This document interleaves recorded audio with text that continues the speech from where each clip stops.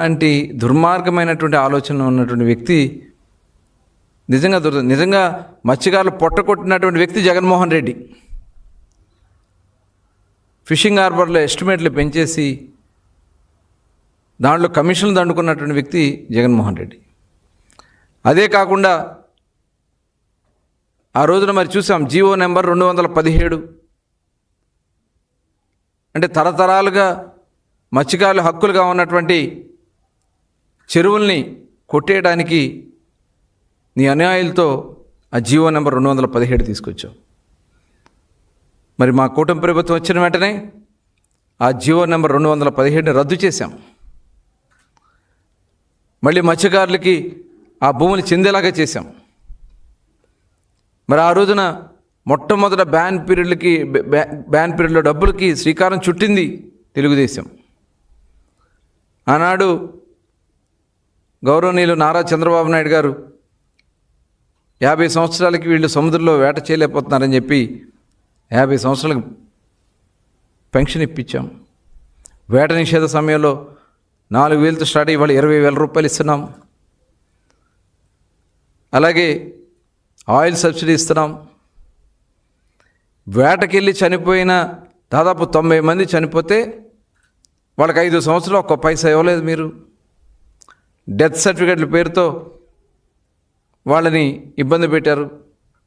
ఇవాళ కూటమి ప్రభుత్వం వచ్చిన వెంటనే ఏదైతే మత్స్యకారులకు చనిపోయిన వాళ్ళకి ఇవ్వాల్సిన డబ్బులు గౌరవ వ్యవసాయ మత్స్యశాఖ మంత్రిగా ఉన్నటువంటి అచ్చెన్నాయుడు గారు ఇమ్మీడియట్గా రిలీజ్ చేసి ఇవ్వడం జరిగింది. ఇవాళ ఈ కూటమి ప్రభుత్వం ఒక చిత్తశుద్ధితో పనిచేస్తూ ఉన్నాం. మీరు అక్కడ జరిగినటువంటి సంఘటన చూస్తాం, నిజంగా చాలా బాధ అనిపిస్తూ ఉంది. తమిళనాడు బోట్లకు సంబంధించి మీరు చేసినటువంటి కారణాల వల్లే 2017లో ఆ బోట్లన్నీ ఏర్పాటు చేసి మెరైన్ బోట్స్ గస్తీ తిరిగి ఏర్పాటు చేసినటువంటి బోట్లని మీరు అధికారంలోకి వచ్చాక పూర్తిగా కనీసం మెయింటెనెన్స్ కూడా, రిపేర్లకు కూడా డబ్బులు ఇవ్వకుండా పనిచేస్తున్నటువంటి వర్కర్స్ని కూడా తీసేస్తే, అందులో ఉన్నటువంటి స్టాఫ్ను మొత్తం తీసేస్తే ఆ బోట్లన్నీ ఆగిపోవడం వల్ల ఇవాళ తమిళనాడు రాష్ట్రం నుంచి బోట్లు వచ్చి ఇక్కడ మన మత్స్యకారులకు ఇబ్బంది కలిగిస్తూ ఉంది.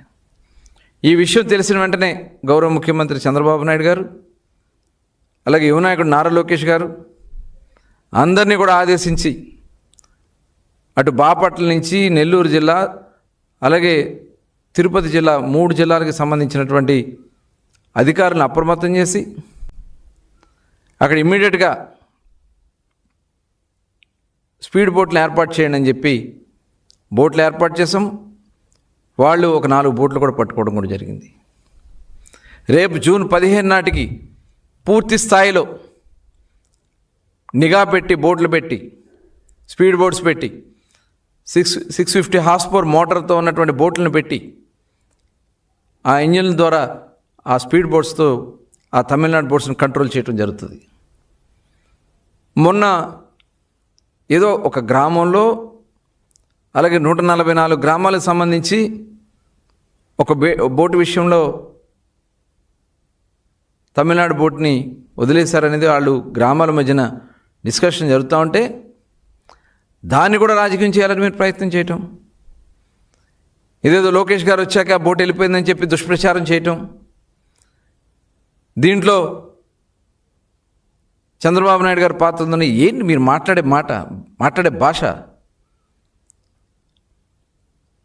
ప్రతిదీ రాజకీయం చేయటమేనా?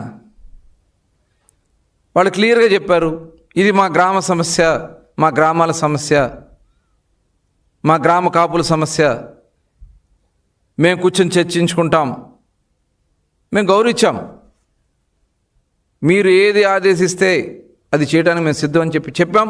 ఆ రకంగానే వాళ్ళు సభ పెట్టుకున్నారు. అలా ఉన్నటువంటి దీని ప్రకారం వాళ్ళు ముందుకెళ్ళటం జరుగుతుంది. మరి దాన్ని కూడా వచ్చి అక్కడ రాజకీయం చేయాలని ప్రయత్నం చేస్తూ ఉన్నారంటే ఇంతకంటే సిగ్గుచేటు ఇంకోటి ఉందా? ఇవాళ ఇక్కడ సాగర్ డిఫెన్స్కి సంబంధించినటువంటి సంస్థ, కేంద్ర ప్రభుత్వం అనుమతితో వచ్చినటువంటి సంస్థ. వాళ్ళు ఎంఎస్ఎంఈ పార్క్గా ఉన్నటువంటి ప్రాంతంలో వాళ్ళకి 22 ఎకరాలు ఇచ్చి ఈ జట్టిలో కేవలం 170 మీటర్లు మాత్రమే, 901 మీటర్లు ఉన్నటువంటి జట్టిలో 170 మీటర్లు సాగర్ డిఫెన్స్ వాళ్ళకి ఇస్తే మొత్తం ఫిషింగ్ హార్బరే వాళ్ళకి ఇచ్చేసారని చెప్పి మాట్లాడుతూ ఉంటే ఏం మాట్లాడాలి? మీకు దేశం అంటే భక్తి లేదు. ఈ దేశ రక్షణ కోసం అక్కడ ఏర్పాటు చేసినటువంటి, కేంద్ర ప్రభుత్వం ఏర్పాటు చేస్తున్నటువంటి ఈ డిఫెన్స్ సంస్థని ఇవాళ మీరు వెళ్ళగొడతానని చెప్పి మాట్లాడతారు. నిజమే, తల్లి అంటే ప్రేమ లేదు, తల్లిని వెళ్ళగొట్టావు. చెల్లి అంటే ప్రేమ లేదు, చెల్లిని వెళ్ళగొట్టావు. సొంత బాబాయిని వేసేసావు. రాష్ట్రం అంటే రాష్ట్ర ప్రజలు ఓడేలు కాబట్టి రాష్ట్రం నాశనం అయిపోవాలని కోరుకుంటున్నావు. చివరికి దేశం అంటే కూడా భక్తి లేనటువంటి ఒక దుర్మార్గమైనటువంటి ఆలోచన ఉన్నటువంటి వ్యక్తి జగన్మోహన్ రెడ్డి. ఈ దేశ రక్షణ కోసం ఇవాళ ప్రాణాలు అర్పిస్తూ ఉన్నారు బోర్డర్లో మన సైనిక సోదరులు.